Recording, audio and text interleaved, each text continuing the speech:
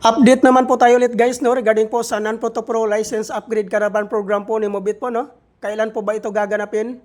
Gaganapin po ito guys sa November 15, 2025 po. Araw po ito ng Sabado. Kung ikaw po ay isang non-professional driver's license holders at gusto pong i-upgrade ang inyong license to professional, sumali na po kayo sa programa na ito. Dahil napakarami na pong natutulungan po dito ni Mobit po guys about po sa programa na ito. Take note po guys, limited slot lang po ito. 400 applicants lang po ang tinatanggap po dito. Kaya po kung ikaw po ay gustong sumali sa programa na ito, agahan niyo pong pumunta para po kayo po ang mas mauna po sa pila po dito.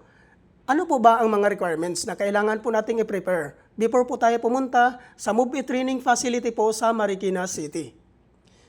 Ang number 1 po na requirements dito guys, which is yung existing non-professional driver's license, 6 months and above ang validity. Number 2, no LTO violations. Number 3, 2020 and above motorcycle year model. Number 4, motorcycle ORCR. Number 5, NBI clearance.